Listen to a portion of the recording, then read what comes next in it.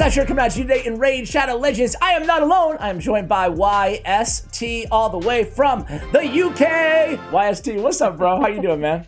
How's it going, Ash? Long time no see. How you I'm been? gonna get better at my intros, man. I don't even know how tall you are, but coming in at 5 foot. Wait, you guys use meters. You don't even use feet, do you? Yeah, no, 5 foot. 5 foot something. When you say how tall you are in the UK, do you go by feet or do you go by meters? Feet. Huh. Interesting. Depends who you are, I guess. I've always said like feet. You do kilometers, you do feet, and you do aluminum. Say aluminum? Aluminum. Wait! Why do you say it normal? It's not like I'm talking another language. I thought British people said it aluminum. Oh, see, there's a lot of things that don't meet the eye, Ash. But you do spell the like favorite with a U, correct? With a U. Yeah. Yeah. Okay. We can disagree on something at least. Anyway, guys, that's it for the video. Thank you for tuning in. And as always, guys, we have YST here because he told me something absolutely bonkers. He told me that one of his favorite legendaries, the most powerful legendary in the entire game, bar none.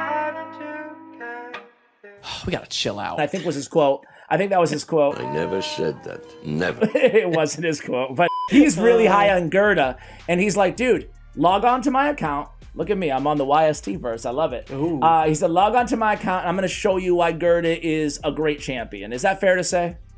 Yeah, I think she's a great champion. I feel like the issue with Guurda Bogbrew, right, is where we get her in the game, for me. I feel like if we had Guurda Bogbrew earlier, then everyone will get a tremendous value. But I feel like by the time you get Guurda Bogbrew, everybody's already settled in their dungeon teams or their Doom Tower teams or whatever that may be. And then she just gets brushed under the rug, right, because you don't have the use for her anymore. But if you happen to pull her early or you're still looking to build a Poison Explosion team, I feel like she can definitely shine for many players that don't have like Bad-El-Kazars or champions of that caliber. So I like that, man. I like that. I'm looking through your champion collection right now. Just trying to, do you have Snick Track? Oh, yeah, you do. You have Snick Track. Oh, cool. Man. I love Snick Track, my favorite. And I see that you've got Jingwan all built out and decked out, too. I think I've made a terrible mistake. I'm not used to working with a partner. We're not partners. This is a marriage of convenience. I want a divorce and I'm keeping the kids. Let's try to stay on topic, Ash. Stay on topic. I agree with you 100%. I think that's a great point to bring up. It's when you get her, because we all get her for free eventually, right? But, you know, let's go over a kit really quickly here. So she has the debuff spread on the A1. Do you rely on the debuff spread at all in the way that you use her? I don't use her in that way, no. Okay. So the A2, AoE, weaken. After attacking, we're placing 2 poisons on all enemies without weakened debuffs, and these poisons can't be resisted or blocked. All right, and then we have removing a buff from all enemies, chance of placing 2 more poisons on all enemies, also removes 2 random debuffs from all allies, and then whenever an enemy receives a debuff, the turn meter is decreased by 3%. You said something a little bit sacrilege in the intro before we hit record. Yeah. Well, you say it. About what did you say about Bad-El? Go ahead and say it. I said I think Guurda Bogbrew is better than Bad-El-Kazar behind the scenes, but then in hindsight, I think they're on par, but just in their own rights. Mainly what it comes down to is Bad-El-Kazar is great in the way you can full out cleanse, right? It's not just the 2 buffs that she does. So it definitely has a lot more value in that regard. But when you speak about like turn meter manipulation, also she has the chance of placing a weaken, whereas he doesn't. I feel like he's just a better form of healing. Whereas I feel like Guurda's better in a way of placing the weaken buff and manipulating turn meter. So very different in their own rights in that way. Okay, totally fair. Give me Bad-El-Kazar, you can take Guurda. But with that being said, one thing I love here on the channel, man, is bold opinions. And I think that you're onto something here, to be totally honest with you, because Guurda, I built her out. I was telling you this off air too, but I built out Guurda like in some great gear, and I built her out to try to get a little bit of DPS out of her. You know, like she has an AoE attack. You know, I figured, you know what? Let's just go ahead and try to build her for a tiny bit of damage, and then plus the poison, she should be putting out some decent damage, and she just wasn't really. So you're using her in a more combust strategy. Talk to me about why. What if you had like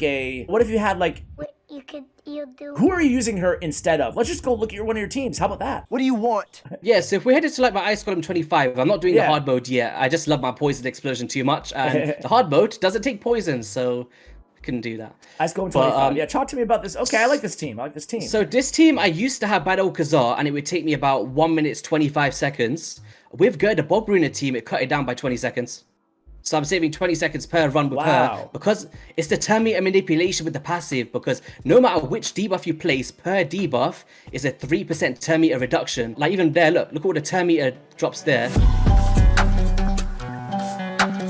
But in the boss phase, it's amazing, man. So boom, come through the combust, and she's just placing as well, so you don't get the affinity disadvantages, very similar to the Bad-El-Kazar. So coming through here, extension with the Dark Hill. On that A2 A2 ability, so it's weird how it's worded. It's a weird ability, right? If you don't land the weaken, then you'll land poisons instead, but yet you want poisons in a lot of cases, not the weaken. Yep. How are you building toward a lot of accuracy? We'll take a look at the build in just a moment here. Obviously you are, right? Yeah.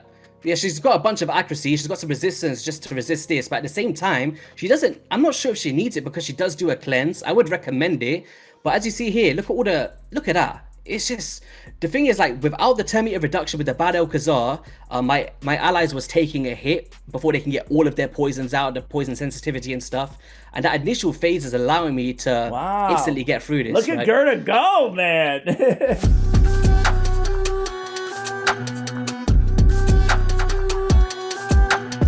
Yeah, she's great. Are you in, wait, what? Are you in maximum frame settings or are you in normal settings? It may have reset because I logged in from a new account. Want to redo this one or no? Oh, no, it's okay. We got to see it, but it's one that I'd say it's around, like right now you see 52 seconds is my best time with the same team.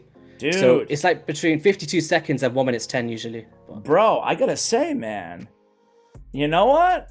That's a good run, bro. That's a really good run. You're talking me. Yeah. I did not watch any of this stuff or anything, leading off into this. By the way, this is something, if any of you guys, play on PC, play on Player and Play, you go, what is it? Higher limited is what I usually do. You go unlimited FPS, frame rate, right? And then you go high. Yeah. Okay. Yeah, that's what I usually do. It's been a while since I've gone in and messed with it, but that's going to actually increase. It's going to save you seconds, which astronomically increases overall, the amount of time that you can save on these runs. So it's really important to note that. So what about Dragon's Lair? Do you use her in any of these teams or no? Oh. I don't. I only put her in there for you, but I'd recommend showcasing Stage 24 would be better because Stage 24 is actually the wrong affinity for her. And just to showcase her affinity advantage, right, you could use a team like this. And you're going to see the ways that she could just like place the poisons on the boss. She's cleansing everybody and just really good, man. And what's good is on the hard mode, she can remove the increased attack as well from the boss because she can remove one of the buffs, right? You know what, dude? I can't do. Wow, that's yeah. Dude, thanks for reaching out, man. I think this is a great.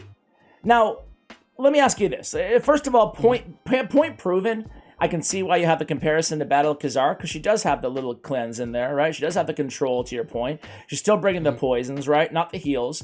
Different champions. I totally see your point, though, on, the utility that she can bring to the team. But let me ask you this. What if all my viewers out there who don't have an Eleanor, where else are you or would you suggest people use a Guurda? Well, in this team in particular, we're using the Seer, and she's basically gonna beat the boss by herself. Like if everybody died here in the same build that we use for Ice Golem, she would still do it because she's got high resistance on, she's got accuracy, she's got regeneration on, she's gonna be able to do this regardless. But this team that you're seeing right now is actually made for my hard mode, so usually I would be using Poison Explosion, but I've changed it since we moved on a bit. Well, I love that. So yeah, so basically you're using her in a regen high resist build to be a boss killer or help out with poison activations, essentially. Yeah, pretty much. Sometimes in Doom Tower as well, in some of the secret rooms, she's very good. She's one of the best champions for the faction wars, I think. With the way that she can manipulate all of the turn meter by any debuff that you place, just keeps things consistent for me. I love it, This is probably man. not the best team for her right here. It's well, like, my God, it just looks weird. You know why I love this, though? It goes to the question that I just asked. It's like, it's not a Poison Combust team, but it's another super meta comp that people would use. And it doesn't matter who you're running her with, right? Like, she's handling all the poisoning on this team, obviously, right? By herself against the dragon, which is great. You can see the damage reflects that. Obviously, some damage from Seer and Lydia on the waves. But let's see. Crit rate, you're trashing those, right? Oh, yeah, that's straight up nowadays. I we don't got no know. space. I know. I never know someone else's account, man. I'm not going to sell. Yeah, you're right. I'm looking through your champion collection right now. So you could really use her, right, on any team, anywhere in this build to help you really just carry against bosses, not to mention the cleanses and everything else you bring to the table. Yeah, and I actually think she's actually pretty good for arena as well. For depending when you get her, like if you get her where the daily login program is, maybe not. But in classic arena, being able to manipulate the turn meter, you might have seen the strategy from a creator called Tyraku back in the day. Yeah. But he was using the Calvalax passive and Noble to instantly reduce turn meter and fear enemies. So there's some really quirky ways you can build her up to use in some teams. I love it. So you, in terms of, before I go through all the artifacts here, man, on these stats, are you happy with all these stats? Or is there anything you want to point out here in terms of how you have her built? So basically, you just want to deter how much resistance you need for the stage you're doing. I'm looking for about 350 usually to be safe, but I've had it before at 300 and it was fine because she removes the buffs from her anyway. That's true. The debuffs. Yeah. She's got the 250 accuracy, just making to keep that consistent as well, and just enough sustainability to survive the hits from the Ice Golem himself. I usually look towards 60k HP and 3.5k defense is my safety net, and then above 220 speed is pretty nice to set up. All right, man, I'm just going to go through all the artifacts and accessories really quickly here. Yeah. But you know what, man? I got to be real with you. This is a very easy build. Like, these numbers are easy to... I could probably do this on my mini account, you know? Not sure about the regen gear on the mini account, but I could definitely... I mean, it's not like you're hitting 100k and saying, oh, it's so easy, you know, on the HP, you know? Yeah, I tend not to go for like crazy beast builds and stuff that I just use on a dungeon. It's like if it does it, it does it. Yes, exactly. Save your beast gear and stuff for, like, you know. Oh, look, we're becoming a mastery now. Yeah, Lost in gifts. Hey, what's up, little guy? How you doing, man? How's it going, man? Hey, look at all these masteries. So we have defense and support tree. I love that you went with oppressor. Talk to me a little bit about oppressor mastery, because that's a mastery that I don't see a lot of people taking or suggesting. Yeah, so oppressor basically works on champions like Bad-El-Kazar, or just many ways you can use it, right? But increase the turn meter fill rate by 2.5% for each active debuff cast by this champion. So because mine is actually going pretty slow, I know people tend to go 250 speed or 240 for solo compositions. This just allows me to manipulate the turn meter in a way where she's decreasing the turn meter of the boss whilst also increasing the turn meter with oppressor, and kind of makes that even playing field to actually stay on top of the boss.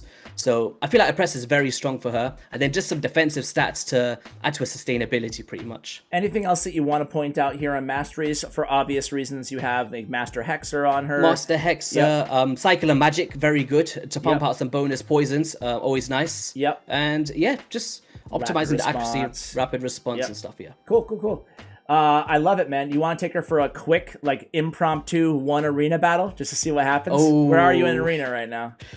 Gold 5. Okay. Maybe look for like a go second, not super crazy team. Yeah, we will. I'm thinking. Maybe that. What's that?